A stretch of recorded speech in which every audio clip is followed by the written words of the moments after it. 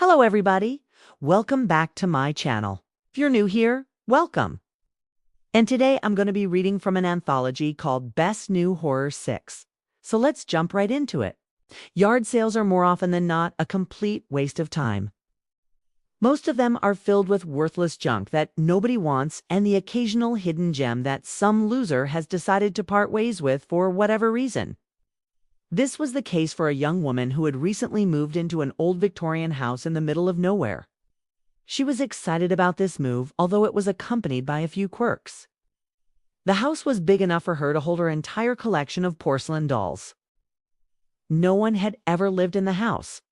It was a bed and breakfast at one point, and then it just sat there abandoned. The previous owner apparently didn't want to sell it and refused to do so. They ended up demolishing the house instead. And there were tons of building materials left behind from that process. The young woman didn't mind any of this. In fact, she liked the upkeep because it meant the property taxes were low. The interior was filled with dusty antiques and random pieces of trash that she needed to get rid of anyway. She took all of this in stride and made herself comfortable in the home. But there was one thing that she couldn't stand. She wasn't sure if she should get rid of it or keep it. It was an ornate mirror that had been built into the wall like a picture frame. Its surface was etched with floral patterns and surrounded by carvings of vines and leaves. The glass itself was very cloudy and distorted, and it didn't reflect your image very well. It was also covered in dust and cobwebs, so she never looked in it. One day she finally broke down and decided to buy a cleaning kit to restore it. When she wiped off the glass, she saw her reflection for the first time. It was strange. Her image was pale and thin, with dark circles under her eyes. She thought maybe it was the lighting in the room, but it still looked odd. She walked out of the room and then came back in again. Her reflection didn't follow. She blinked, and her reflection didn't blink. She smiled, and her reflection stayed blank. Then it smiled slowly, as if trying to catch up on what it had missed. This freaked her out, but she tried to ignore it. Perhaps it was just a trick of the light or some sort of optical illusion caused by the age of the glass. She left the room again and went back to her dolls. For the rest of the afternoon, she played with her toys and occasionally glanced at the mirror. Her reflection always seemed to be watching her with an eerie smile plastered on its face. When night fell, she lit candles around the room to keep away the darkness. Still, the room was dim, and the mirror was barely illuminated. She put a doll on a nearby table and stared at her own reflection. It was no longer smiling. Its eyes were fixed on the doll, and it was crying. She stood there, paralyzed with fear, while her reflection cradled itself. Then its head snapped up to look at her, and its mouth stretched open in a silent scream. She screamed and threw herself backwards. A candle fell off the table and shattered on the floor. The flame caught the dry wood, and soon the entire room was engulfed in fire. She ran out of the house without looking back. The last thing she saw before she escaped was her reflection standing calmly in the doorway. From then on, she never went near the mirror. She boarded up the doorway with wood paneling and put new furniture in front of it. She never even considered taking the mirror down and restoring it. She didn't want to risk seeing it again. She figured it was fine and left alone. One night she was woken up by screams. She sat up in bed and listened intently. It sounded like her name being yelled over and over again. She laid back down and pulled the covers over her head. Maybe it was just a dream. She drifted back to sleep, but she was woken up again. This time the screams were louder and more desperate. She got out of bed and walked to the window. The forest outside was dark and silent. There was no one there. She went back to bed, but it happened again. The same screams echoed through the house. What was going on? She decided to investigate. She walked to the door and hesitantly opened it. Nothing. She went out into the hallway and crept towards the source of the noise, which seemed to be coming from the other end of the house. She found the door to the parlor wide open. The candles had been lit again, and the furniture was gone. She stepped inside. The mirror was on the wall where it had always been, but now it was different. The glass was clear and it didn't distort her reflection anymore. She could see her image clearly, but it wasn't her. It was the girl from before. She stared back at her with lifeless black eyes. She was naked except for a tattered nightgown that hung loosely on her bony shoulders. Her hair was matted and filthy, and her skin was pale and bruised. Then she started to move. She shuffled forward and raised a hand. She reached out and touched the glass. The girl in the reflection did the same.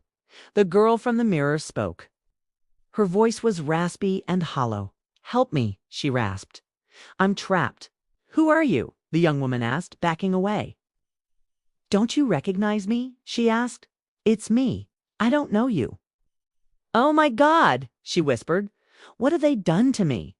Before the girl could respond, the figure in the mirror struck her head against the glass. She let out a pained cry and slumped to the floor. She looked back at the mirror. The girl was gone.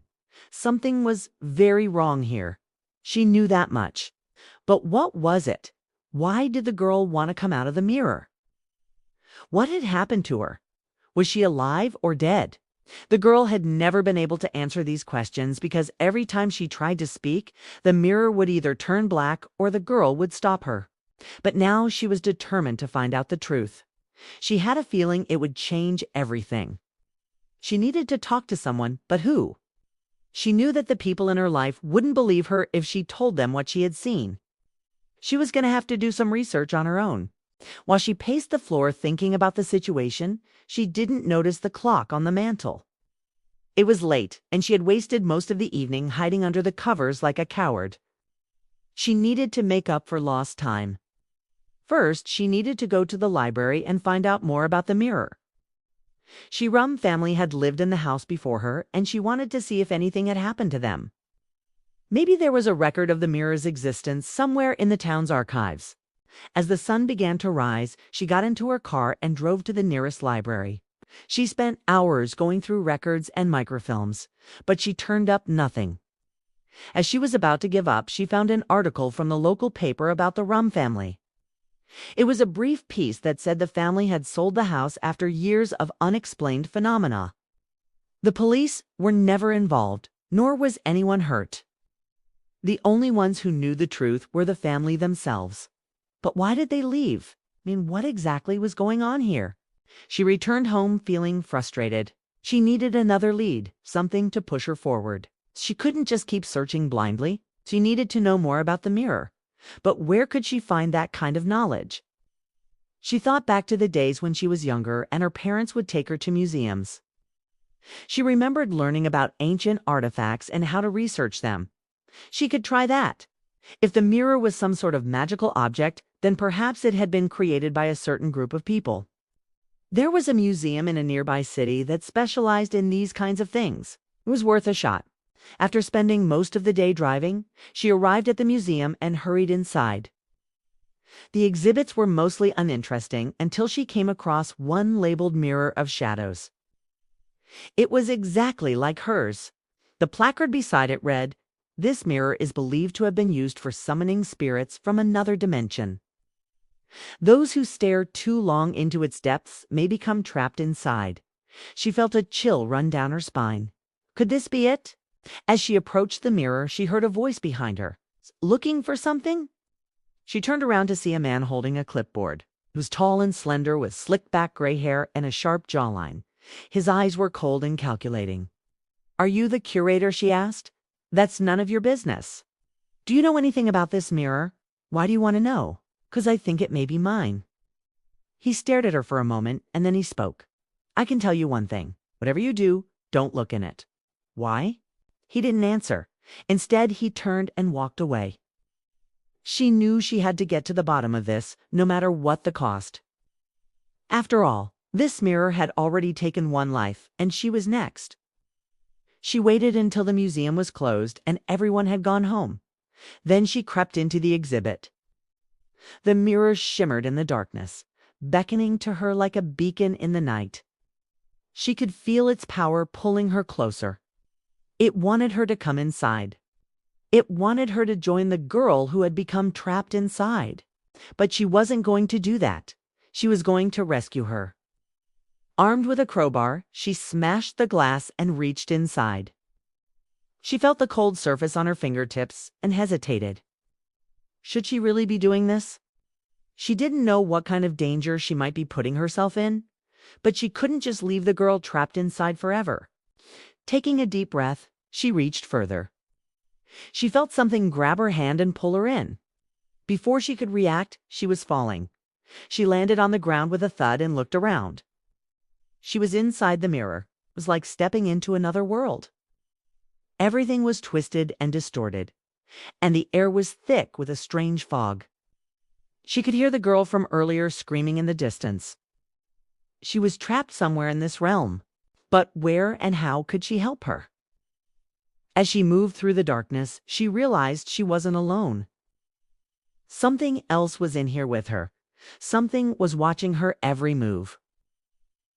The girl from the mirror was still trapped inside, and the only way to free her was to stay in this dimension and find her.